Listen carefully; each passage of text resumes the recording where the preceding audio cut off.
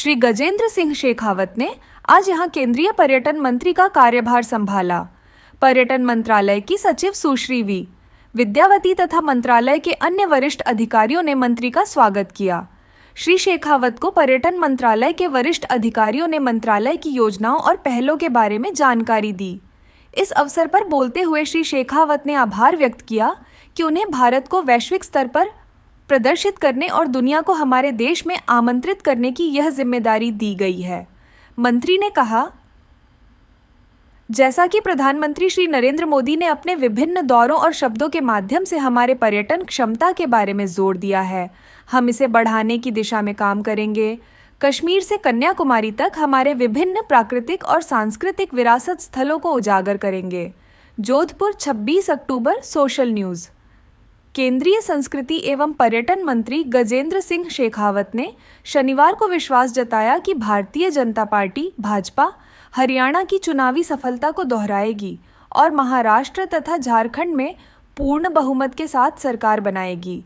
जहां अगले महीने विधानसभा चुनाव होने, केंद्रीय मंत्री ने यहां संवाददाताओं से कहा, हरियाणा चुनाव के दौरान सभी विपक्षी दलों ने यह कहानी गढ़ी कि कांग्रेस जीत रही है, लेकिन डबल इंजन सरकार का ऐसा असर हुआ कि भाजपा पूर्ण बहुमत के साथ ऐतिहासिक सरकार बनाने में सफल रही।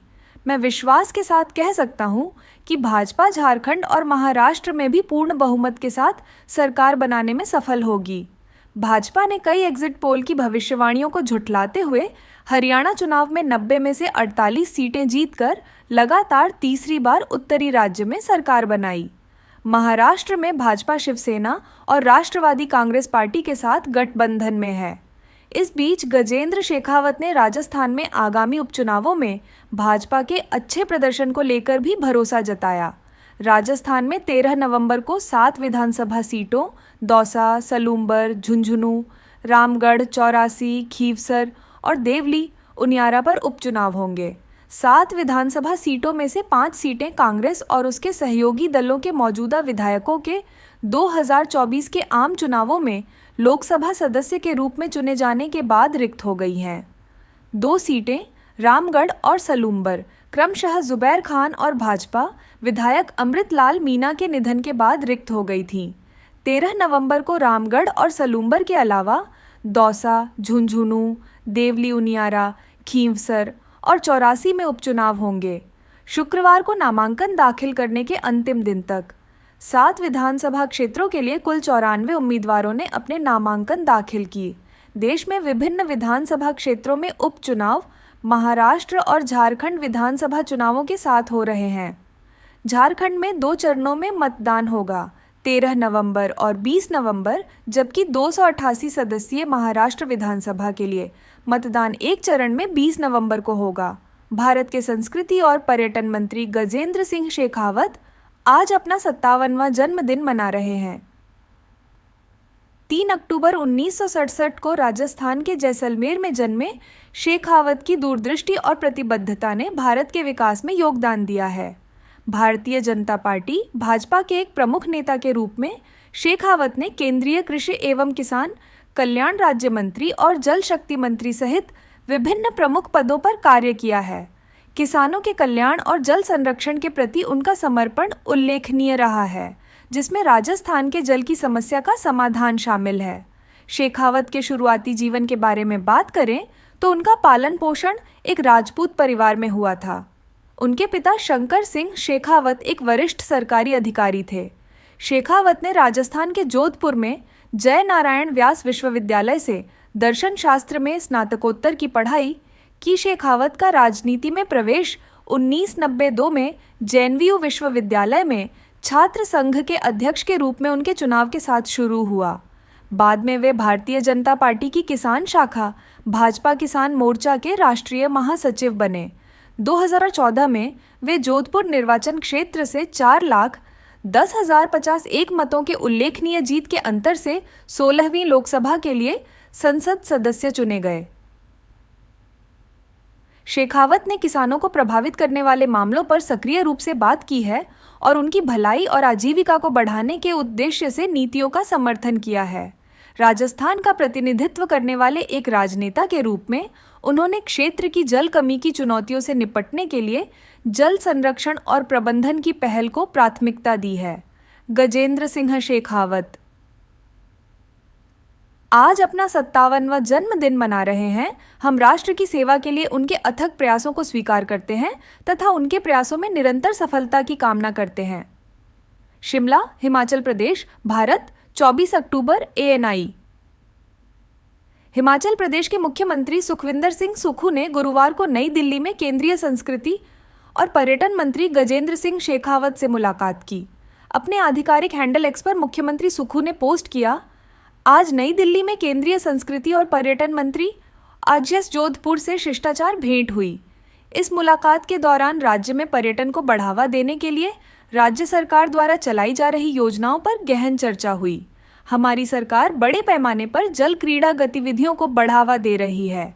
मुख्यमंत्री कार्यालय CMO की एक आधिकारिक विज्ञप्ति के अनुसार मुख्यमंत्री ने राज्य में नए और एकीकृत पर्यटन स्थलों को विकसित करने के लिए भारत सरकार GOI से समर्थन का आग्रह किया। उन्होंने केंद्रीय मंत्री से विशेष केंद्रीय सहायता योजनाओं के तहत राज्य का समर्थन करने के लिए भी कहा। मुख्यमंत्री ने कहा कि विस्तृत गजेंद्र सिंह शेखावत का जन्म 3 अक्टूबर 1967 को राजस्थान के जैसलमेर में हुआ था। उनके पिता शंकर सिंह शेखावत एक वरिष्ठ सरकारी अधिकारी थे। गजेंद्र ने राजस्थान के जोधपुर स्थित जय नारायण व्यास विश्वविद्यालय से दर्शन शास्त्र में स्नातकोत्तर की पढ़ाई की। गजेंद्र सिंह शेखावत 2014 से भारतीय जनता पार्टी भाजपा से जुड़े जोधपुर निर्वाचन क्षेत्र से लोकसभा के सदस्य हैं। वर्तमान में वे 2024 से संस्कृति मंत्री और पर्यटन मंत्री के रूप में कार्य कर रहे हैं। शेखावत के सोशल मीडिया प्लेटफॉर्म क्वोरा पर बहुत सारे फॉलोअर्स हैं। यहाँ उनके बारे में कुछ मुख्य बातें बताई गई हैं। केंद्रीय मंत्री एवं भाजपा उम्मीदवार गजेंद्र सिंह शेखावत ने दावा किया है कि उन्होंने राजस्थान में जल कार्यों के लिए केंद्र से हजारों करोड़ रुपए का बजट स्वीकृत करवाया था, लेकिन राज्य की पिछली कांग्रेस सरकार इसका उपयोग करने में विफल रही। कांग्रेस उम्मीदवार करण सिन्हा उचियार्दा की इस कथित टिप्पणी की निंदा करते हुए कि जल शक्ति मंत्री होने के बावजूद वह क्षेत्र के लिए पानी नहीं ला सके, भाजपा नेता ने कहा कि वह भाजपा कार्यकर्ताओं द्वारा इस टिप्पणी का समर्थन किए जाने से दुखी हैं। उन्होंने कहा, मैंने राजस्थान सरकार को पानी के लिए हजारों करोड़ रुपए का बजट आवंटित किया, लेकिन अगर सरकार ने काम नहीं किया तो मैं क्या कर सकता हूँ। यहाँ तक कि केंद्र सरकार की भी अपनी सीमाएं हैं।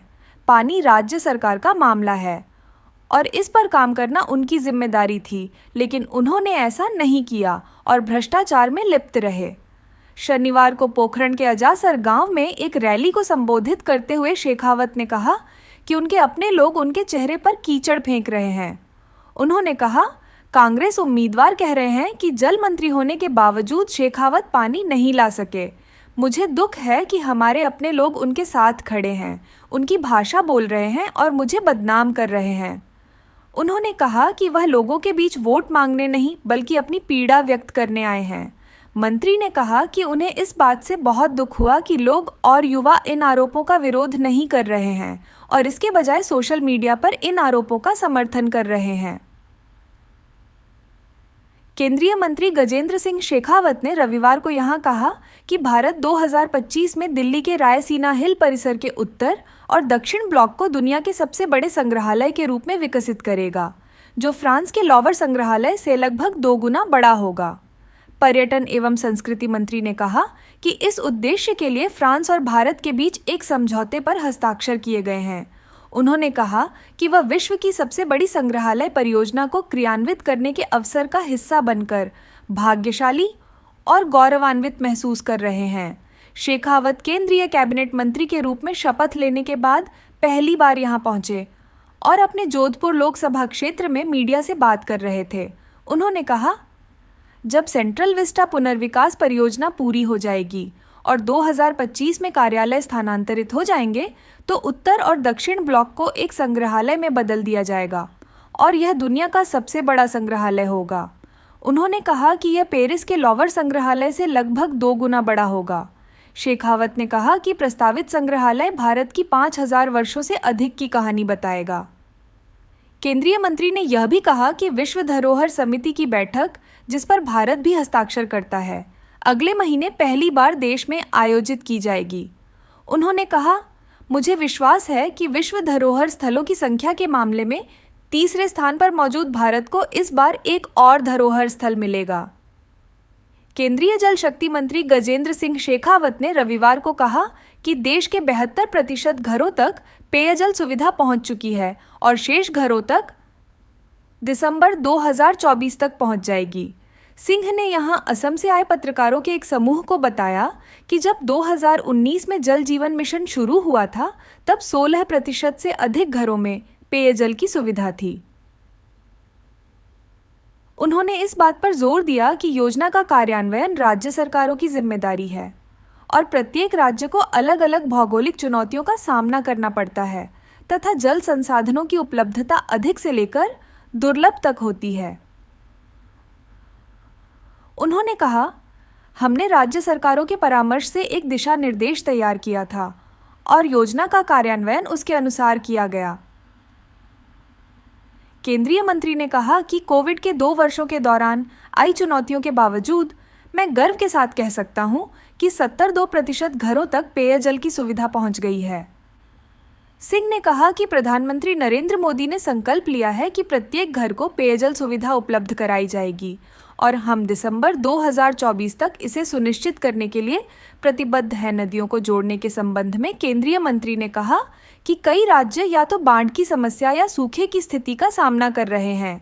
उन्होंने कहा, नदियों को जोड़ना और नदी जल के हस्तांतरण के लिए ग्रिड बनाना पूर्व प्रधानमंत्री अटल बिहारी वाजपेयी का सपना था। उन्होंने कहा कि अंतर बेसिन स्थानांतरण की संभावना का अध्ययन करने के उद्देश्य से एक समिति गठित की गई थी, जिसके तहत अधिशेष वाले क्षेत्रों से कमी वाले क्षेत्रों में पानी स्थानांतरित किया जा सके। उन्होंने कहा, हमने 15 से अधिक विस्तृत परियोजना मंत्री ने कहा कि मध्य प्रदेश और उत्तर प्रदेश सरकारों ने केन और बेतवा नदियों को जोड़ने के लिए केंद्र के साथ समझौता साझा किया है और 40,000 करोड़ रुपए की इस परियोजना पर जल्द ही काम शुरू हो जाएगा। उन्होंने कहा